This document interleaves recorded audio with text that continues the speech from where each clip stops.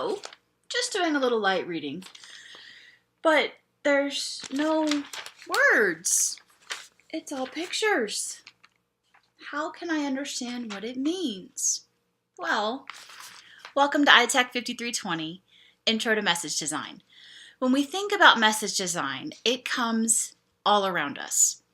You might be thinking visual literacy is what this class is about, and you wouldn't be wrong.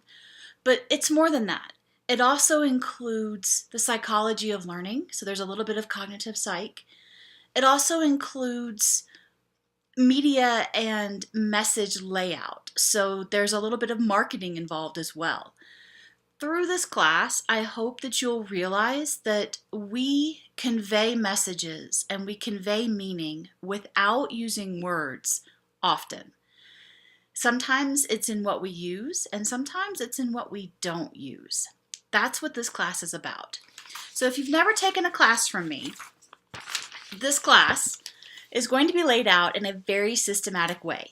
As soon as you log into WILE courses, you should see that you have links to modules. Under the modules, I've broken up everything that we're going to talk about week by week. You'll see one page that includes an overview for that week. They're blank for now. Every Monday, I will create a video not unlike this one.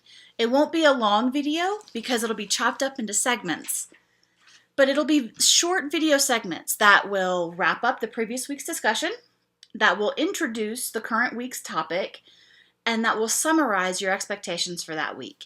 It's a way for you to feel part of this class, and it's a way for me to connect with you and to give voice to this class so that it doesn't feel like I'm just throwing you to the wolves, that I'm with you on this journey of learning. You'll also see that I've built in activities for each week, and they could be articles, journal articles, news articles, website blog posts, marketing tips, ideas, and layout designs. All of those could be activities. Sometimes there's videos to watch, sometimes there's a PowerPoint presentation, sometimes it's something else, but those will be your weekly activities. And then there's going to be a discussion prompt where I'm going to ask you to do something. It will connect to the readings from White Space is Not Your Enemy, one of my favorite books. I've yet to meet a person who doesn't like this book. It is very easy to follow, and it helps us make sense of meaning and layout in the world around us. You'll have your readings and your discussions, and you'll engage with one another. When it comes to course participation, I'm not looking for you to post X number of times per week or respond to your classmates X number of times. Instead, I recognize that sometimes you might be more interested in the topic than others. Sometimes your work experience may have more to contribute to a topic in any given week. And sometimes life happens. It just gets away from you and you don't have the time you want this week to participate. So I'm looking for your course participation over time. I expect that it will ebb and flow with the topics and with what's going on in the world around you. When you're looking at the topics, I hope you'll find that you can apply this to your context. I try to structure the topics to be applicable for our K-12 teachers, for our industry instructional designers and trainers, for our athletic graduate assistants who are working in coaching scenarios and situations. And every now and again, we get students from other disciplines, nursing, computer science, business. So hopefully the topics can meet everyone's needs, and you'll find that the discussions are tailored to draw upon your context, because that's not a weakness, it's a strength. I don't care what walk of life you come from, you have something to contribute, and you'll find that this class is a lot like life. It's about life.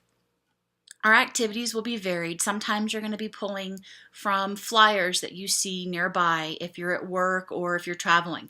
Maybe you see a billboard that catches your attention. There's even an activity where I send you to the grocery store to look at candy wrappings and report back on what you find as we deconstruct the messages in the world around us. Sometimes I'll try to pull from other conversations. So if there's something happening in the popular media, if something gets said in a weekly discussion, I might throw in an extra resource or two that's relevant. Or when we're talking about visual literacy, maybe I'll pull up some World War II propaganda posters for us to talk about. When we're talking about data deception and data visualization, we'll take a look at what's happening politically or even in the media and see how that can contribute to our class and our understanding. The other thing I want to mention about this class is that we have a client. This is a service learning course. You will work on a final project for an external client. I don't expect you to go identify that client. Instead, I do the legwork for you. As of right now, and I can't make this a promise, it looks like we're going to be working with the Wyoming Governor's Council on Impaired Driving, as well as some other state of Wyoming projects that they need done. And this class can get that done for them. I have a meeting coming up in the next few weeks to go over those details with my contacts in Cheyenne and in Douglas so that we'll know what it is they need and I can put that into the context of this course for you. When we get to the client project, you'll see some introductory information just around spring break, so that prepares you for the second half of the semester to get that project done. Past clients that we've worked with include the university libraries.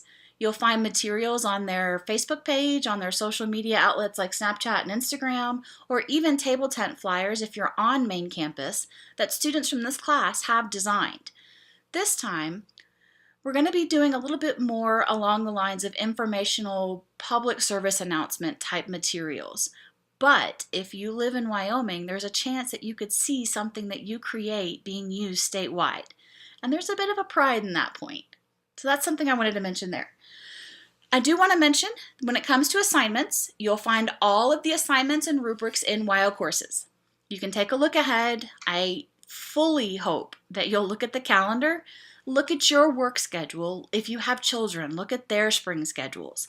Look at the assignments and see where they fall. Give yourself plenty of time to work on your projects and assignments.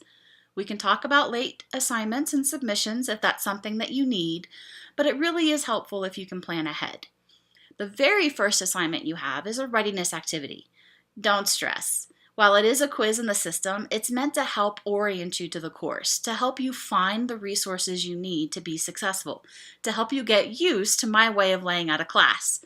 There's also a question on that quiz that asks you, what sign am I holding up? So here we go. An oldie but a goodie. How to live on $15 a week. So in case you're curious, whiskey and beer would be $8. I'm not sure if I want to drink that whiskey. Wife's beer would be $1.65. Groceries are on credit. Life insurance for the wife is 50 cents. Cigars are 90 cents. Pinochle Club, 50 cents. Tips for betting on horses, $2. Dog food, 60 cents. And poker game, $2.50. Now, if you're doing the math at home, that comes out to $16.65. So the advice is, gotta cut out the wife's beer so you stay on budget. It's a very silly sign from South Carolina that my parents collected back in the 1970s, and I've had in my house, 15, 20 years, because it reminds me of my mom and dad. But it also reminds me a little bit of message design, which is why I wanted to include it in this year's video. So when you're completing that quiz, be sure to download the preview version because it is open book test. You can then go through the entire course, mark your answers on your preview version, and then go back in, launch the quiz, and complete it. So when you get to the question about which sign, make sure that you select the right sign from the video. With that, I hope you have a great semester. Just contact me via email if you have any questions. If you really need to call me, my number's on the syllabus, but email is pretty much the best way to get a hold of me. Have a great spring.